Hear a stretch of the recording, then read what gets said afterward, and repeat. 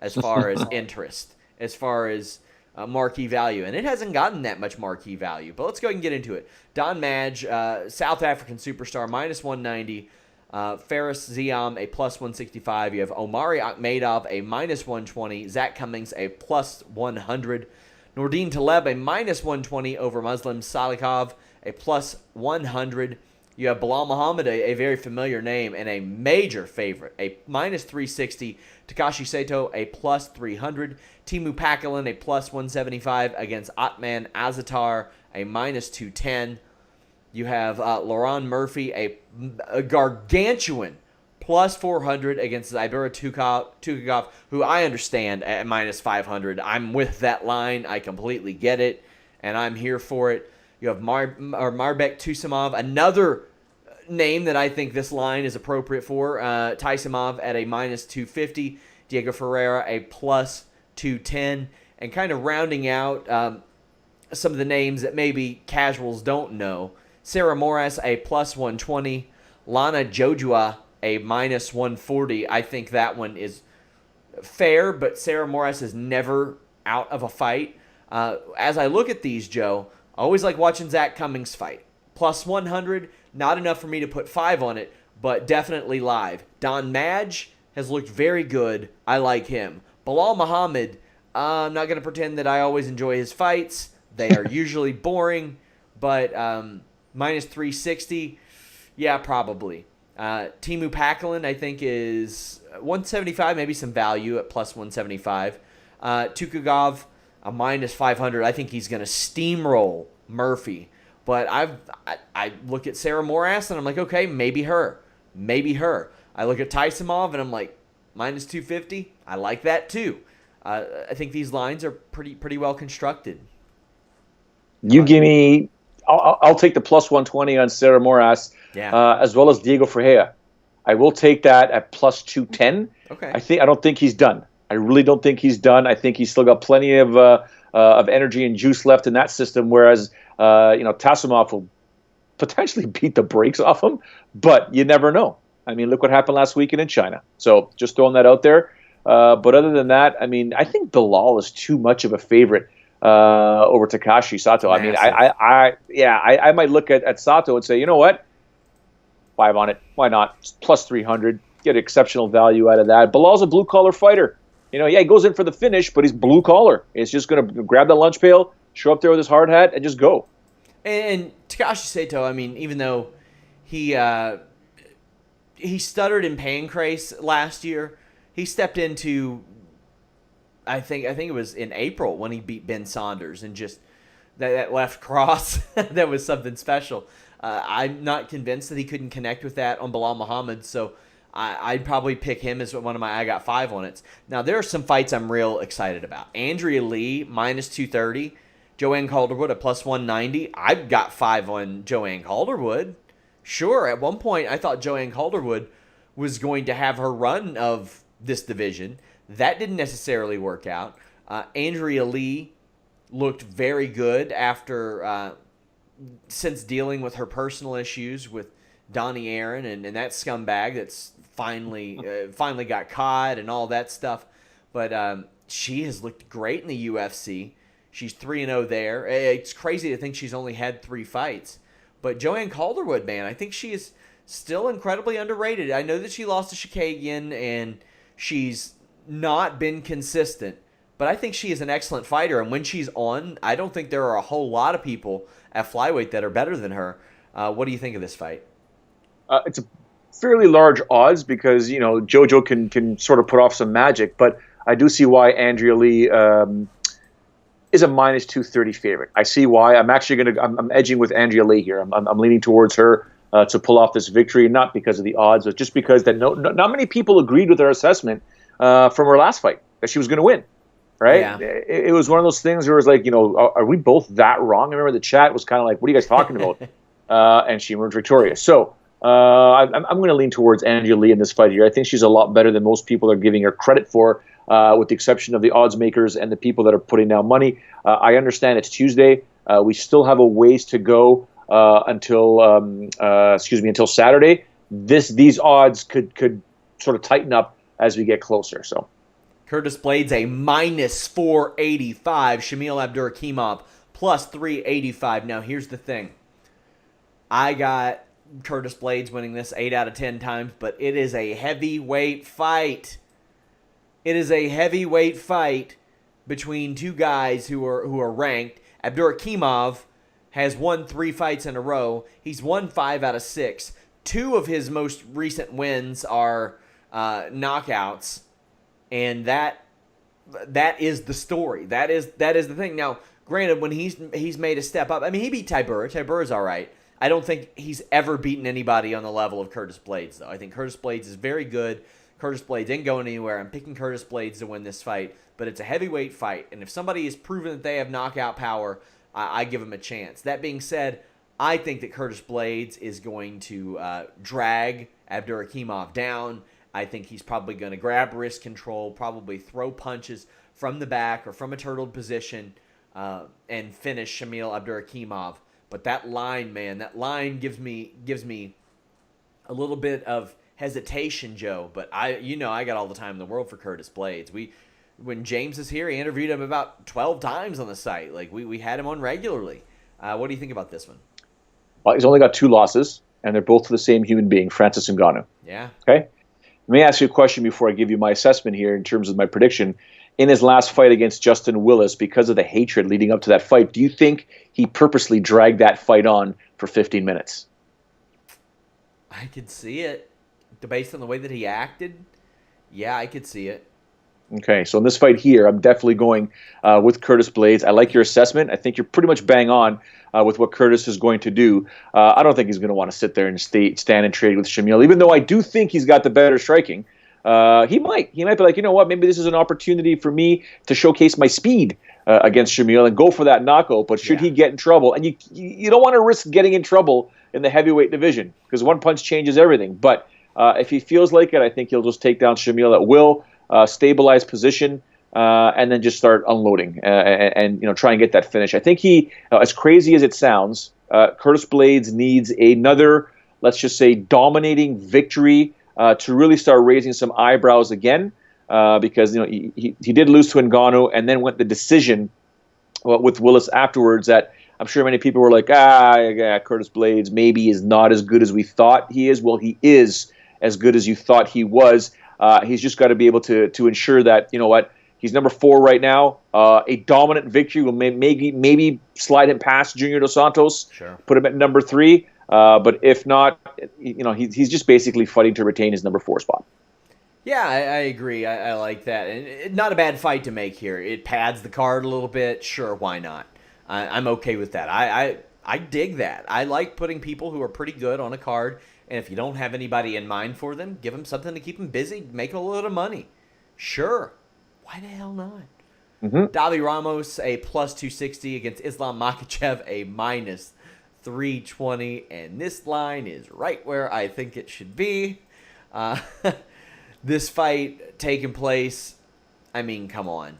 We're gonna expect Islam Makhachev to lose this one. There's been nothing that indicates that Davi Ramos would give him a lot of trouble in this one. I mean, outside of what happened against Adriano Martins, that could happen. That could always happen. Because would I have expected Makhachev to walk into a punch from Martins? No. And did it happen? Yes.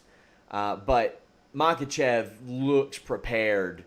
He looks prepared to target some of the top names in this division. And all due respect to Ramos, he's good in his own right. And he had those 3 straight rear naked chokes. That was impressive. Like, over the course of a year, he finished 3 guys by rear naked choke, and I love that. All at different points of the fight, too, like early in the first round, late in the first round, early in the third round. That shows that he can threaten at various points of the fight, but, man, it's hard for me to go against Islam Makhachev here, Joe, and the betting lines reflect that. How do you feel? Normally I would say, Ramos has speed. If he gets the fight down on the ground, he's going to do his very best to take Makhachev's back. It's pretty obvious based on the way he competes, and look at some of the victories that he has. The other issue I have is that good luck getting Islam to the ground, number one. Islam will more than likely dictate where this fight is going to take place.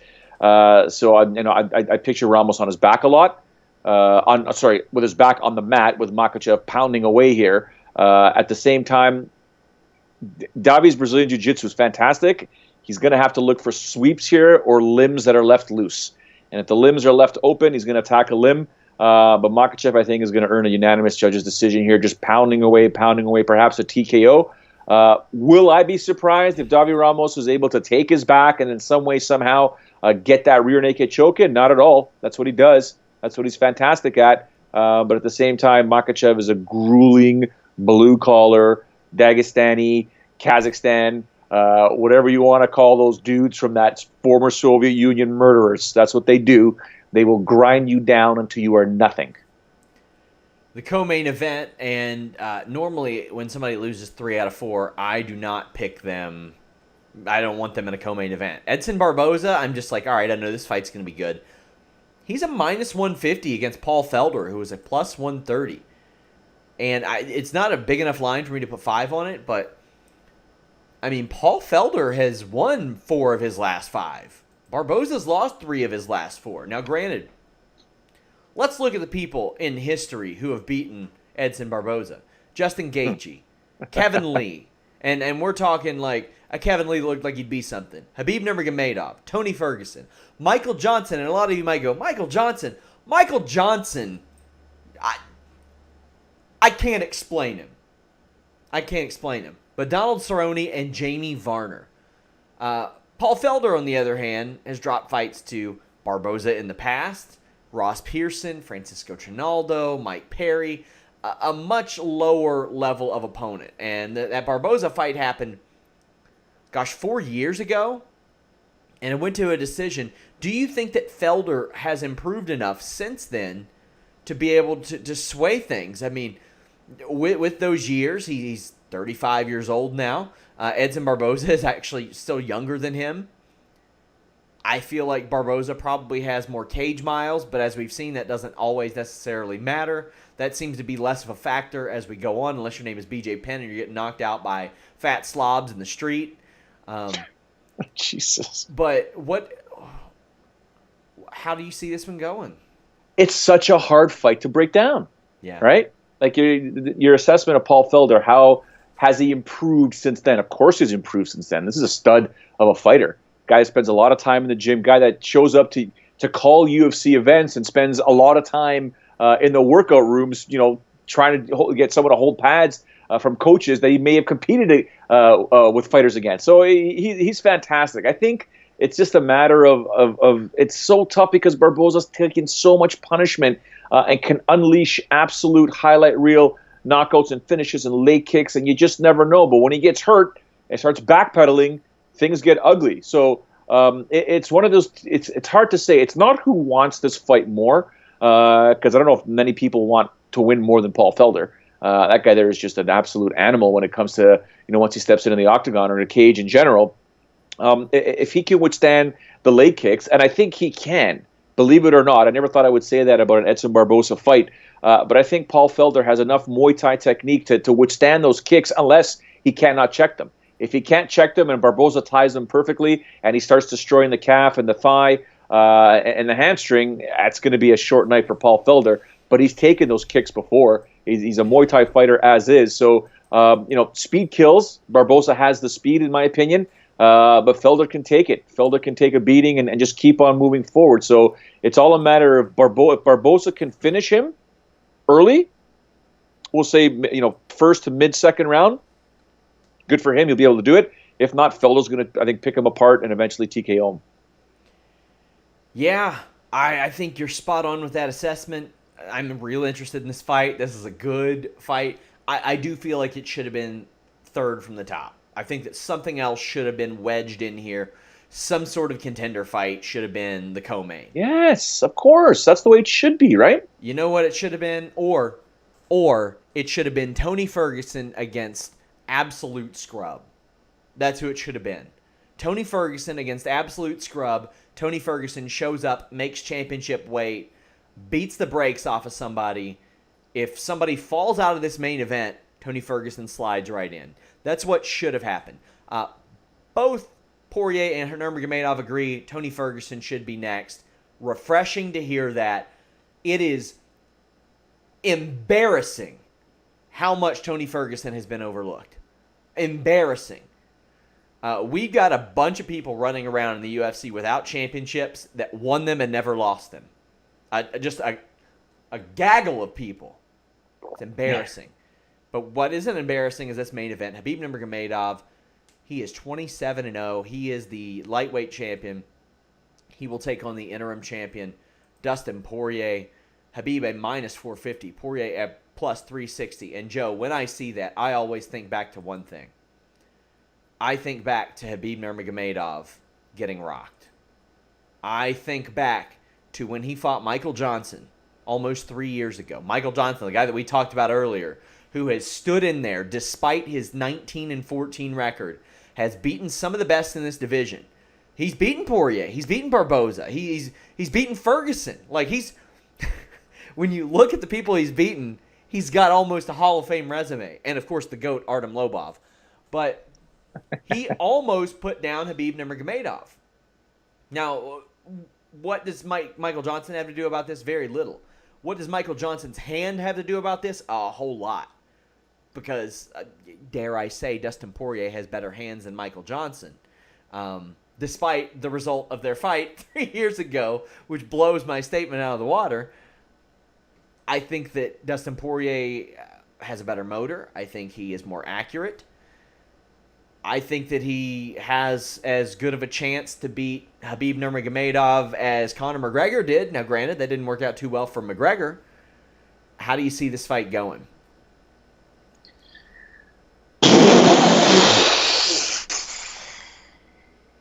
Nurmagomedov does what he does best, man. He's going to take Poirier down. He does it real well. He does it real well.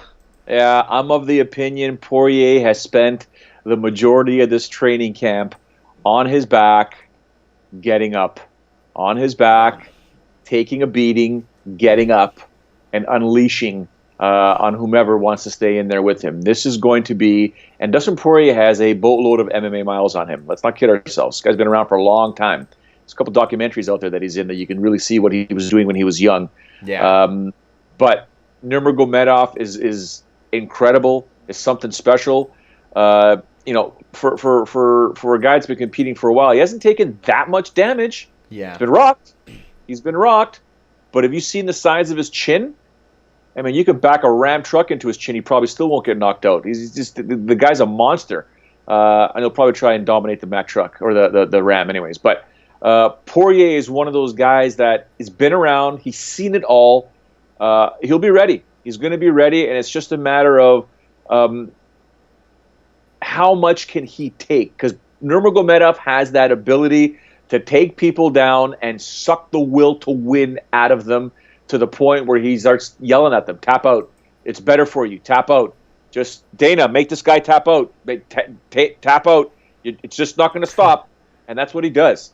So if Poirier can get over that mental block, and believe me, Poirier's tough as nails. Sure. This could be a fight of the year candidate.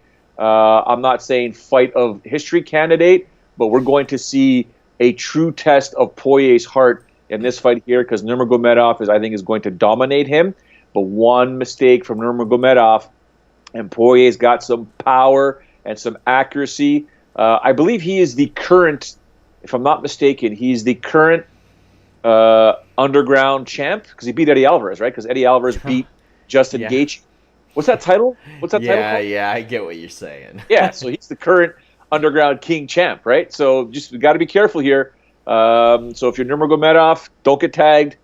I mean, it's pretty freaking obvious, but at the same time, you don't want to get tagged by Poirier. Do what you do best and dominate him, because if you do not and you give Poirier the slightest opportunity to bust your chin open, he's going to do it. That's UFC 242. I will be here for a post show after that.